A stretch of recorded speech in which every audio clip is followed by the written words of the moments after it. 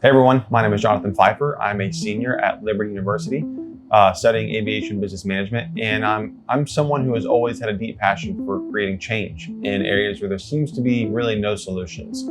So let's dive in and explore potential solution for affordable housing. Housing crisis. Affordability crisis. Affordable housing crisis. Affordable housing, that's the name of the topic.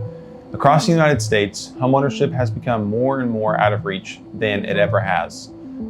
In 2024, the Harvard Joint Center for Housing Studies reported that United States housing home prices have rose to another 6.4%, and renters aren't doing much better.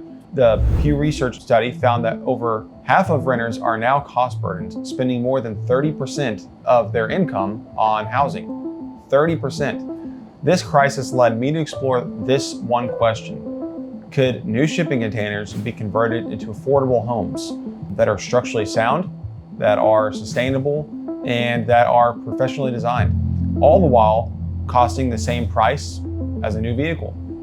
So to answer that question, I pursued an in-depth structured investigation that's combined with biblical ethics, but also combined with technical feasibility and hands-on implementation.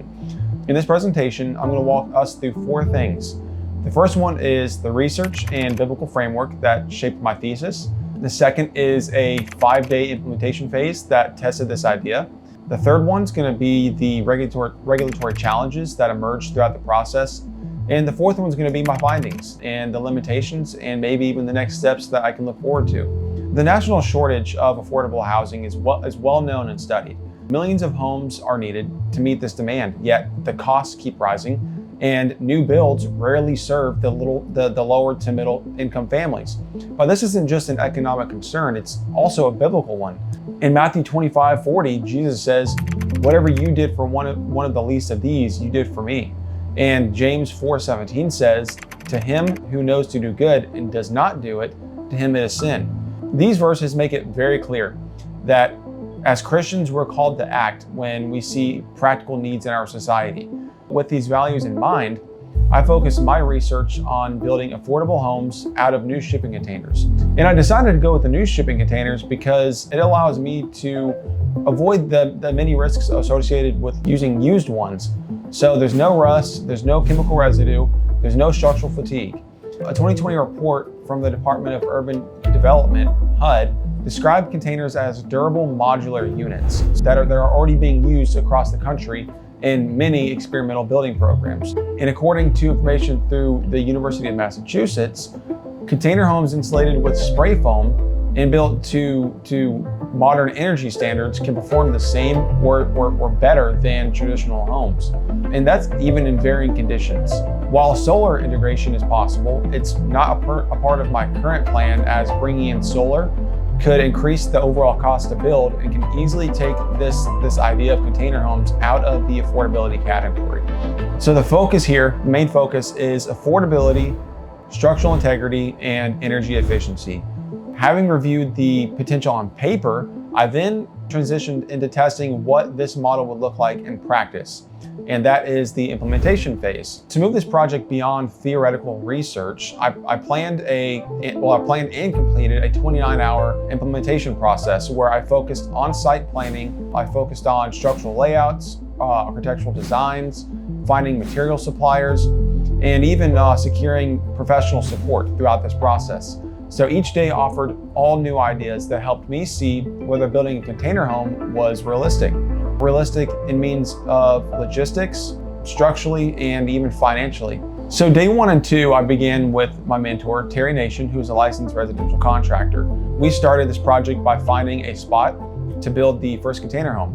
After we were looking around for a while and trying to look for suitable locations, we finally found one. So once we did some light grading and debris clearing. So that way we could visualize truck paths, drainage, and things like that.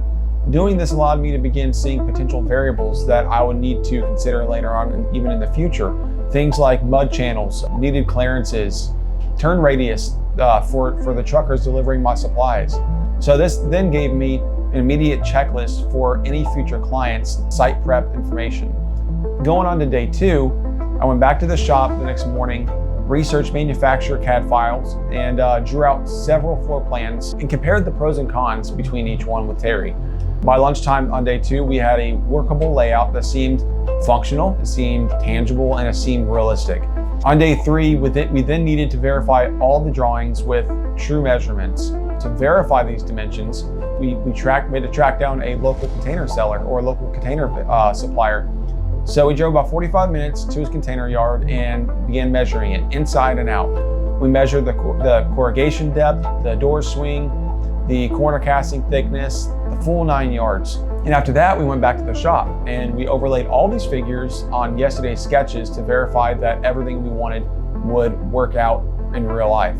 Seeing these containers in person also helped me decide where structural reinforcement would be needed for larger windows, larger doors, and things like that. Moving into day 4, we now had accurate drawings on hand. I began calling architects. I called around for several hours and I got about 10 quotes. The price ranged from $2,700 to $3,500 for a single set of plans. But I then remembered I had a family friend out in Texas that's an architect, so I called them up and they actually got me all my plans that I needed for $100, which is an absolute blessing. Because I now have architectural plans on hand, I now needed to find an engineer to take these plans from an engineered plan to begin drawing structural plans and complex plans such as MEP and structural drawings. On day 5, that's exactly what I did. I began calling around for several hours, again, just like I did for the architects, speaking to countless engineers about what I needed. And the biggest concern was finding one that not only understood what I needed and what I wanted, but one that had prior knowledge and experience working with containers. So I eventually hired a group called Florida Engineering out in Florida for about $4,500 to deliver load calculations, thermal bridging details, full mechanical, electrical, and plumbing diagrams, so on and so forth.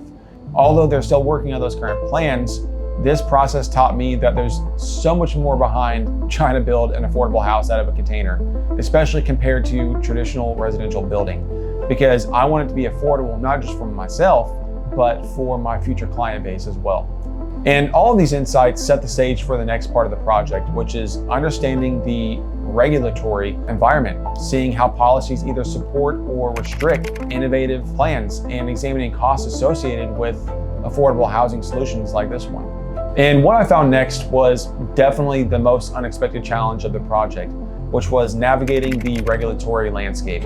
When I reached out to South Carolina's Department of Labor Licensing and Regulations, also known as the LLR, I was told that I would be strongly encouraged to register as a modular manufacturer in order to move forward. But what that actually means in practice is a set of requirements that raise serious concerns. Essentially, they would want me to obtain an $85,000 bond and pay thousands of dollars to an LLR-approved inspection agency, each of which do not even specialize in residential housing. Instead, they are ATM manufacturers, toilet manufacturers, and so on and so forth. And that did not sit well with me. So what the LLR wanted presented many potential issues that I saw. One is cost barriers that discourage small builders to move forward with something like this. And the other is oversight uncertainty due to third-party contractors that are unfamiliar with housing codes. And lastly is the potential ethical risks associated where fee-based inspections might lead to compromised enforcement. To counter this, I submitted a formal statement explaining that my build-to-inspection plan follows open site construction practices with county inspectors. And this is very similar to your traditional home building. By relying on public oversight rather than private pay-to-approve models, this approach maintains safety without burdening affordability. This discovery made it clear. Building affordable homes is not only about trying to figure out materials and plans, but also navigating policies that were never designed for innovation in the first place. Fortunately, South Carolina does provide a legal path for me to move forward. The state allows for construction of tiny homes and accessory dwelling units, also known as ADUs, under its current residential building codes. Because we are structuring our container homes as a permanent ADU or tiny home, we're essentially able to move forward legally and proceed with construction. But despite all of the encouraging results found either in the implementation phase or the research data, there's still tons of important limitations that we need to think of. One is that the public perception of container homes is still developing. And most critically, there's no standard financing model for this type of home. And this means that container homes fall into a regulatory gray area, I guess. They're not stick-built homes like the homes that we're used to, and they're not RVs, and they're not factory-built modular homes under the current laws. And they're also not mobile homes. So this means that they don't qualify for any conventional mortgage, for any USDA loans, or even manufactured housing loans in most cases. For most Americans, that means that they're effectively cash only, and it seems that the only way that someone would be able to finance it is to obtain a personal loan. And so I guess then we can then ask, what's next? First, I need to build a pilot home using the build to inspection model, and this will give me a tangible product for the market to be able to see. Secondly, I need to collaborate with building officials to draft a public inspection checklist, and I need to begin creating a standardized building process so I can then streamline the construction process throughout. And lastly, I need to engage with lenders and credit unions to advocate for a new underwriting category, making it more accessible to the public. So until banks and regulators adapt these innovations, the container housing may remain limited in scope, despite its amazing potential. So this thesis began with a simple question: can new shipping containers become safe, affordable, and code-compliant homes? From the research, fieldwork, engineering, and regulatory analysis, I believe the answer is yes, if we chose to make a space for it. The construction is sound, the design is functional, the price point is accessible, but the path to approval and financing isn't built yet. And that's where our challenge begins. As Christians, we're called to be more than hearers of the word. We're called to be doers. In James 1:22, it says exactly that. And in Matthew 25, Jesus makes clear that service to others is service to him. And housing is not just construction. It's compassion in action. It's stewardship. So if we want to answer the housing crisis with innovation and integrity, then container housing offers a very promising solution. But to make it work, we must reform policy, we must engage lenders, and build trust through transparency. So this capstone lays the foundation. I hope with collaboration and persistence, we can build much more on top of it. So thank you all for your time, and I look forward to hearing your feedback as we work together to deliver real solutions, one container at a time.